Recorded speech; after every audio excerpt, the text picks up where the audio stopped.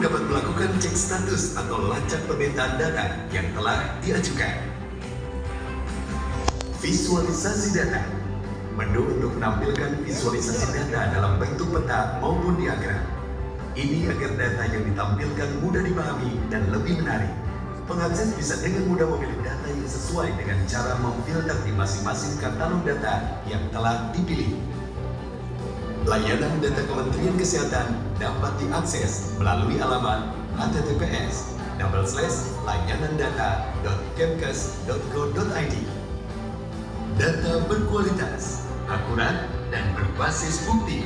Evidence-based merupakan fondasi dari sebuah sistem kesehatan yang baik. Data akurat, kebijakan tepat. Mohon tepuk tangannya untuk karya anak bangsa dari Kementerian Kesehatan Republik Indonesia.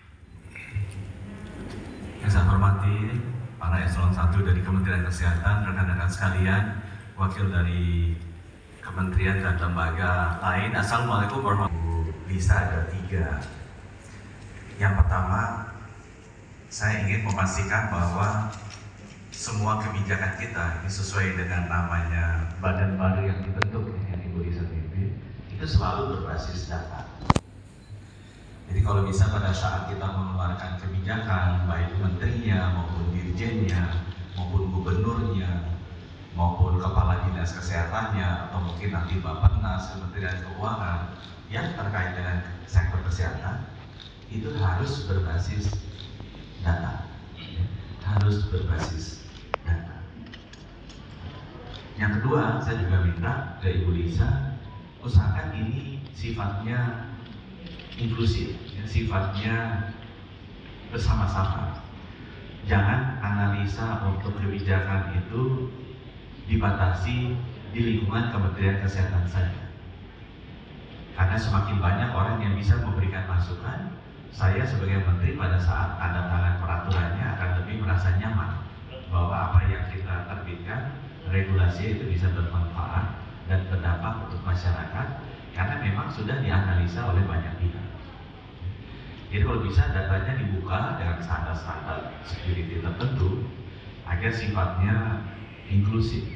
Karena orang pintar di Indonesia banyak, harusnya mereka bisa diberikan kesempatan untuk menganalisa dan memberi masukan ke kita, ke Kementerian Kesehatan.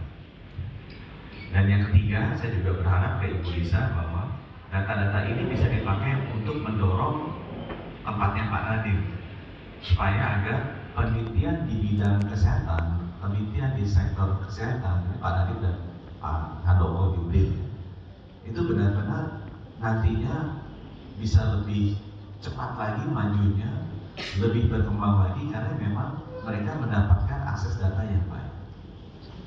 Jadi yang ketiga ini lebih kepada tujuan jangka panjang supaya budaya meneliti, budaya mengajar di Kementerian Pendidikan dan BRIN itu bisa semaksimal mungkin menggunakan data ini. Yang secara agregat nasional nanti untuk sektor kesehatan pasti akan bagus. Karena nanti ada 3 kementerian lembaga yang mendorong ini ke depannya, bukan hanya untuk kebijakan sekarang, tapi juga untuk penelitian-penelitian masa depan.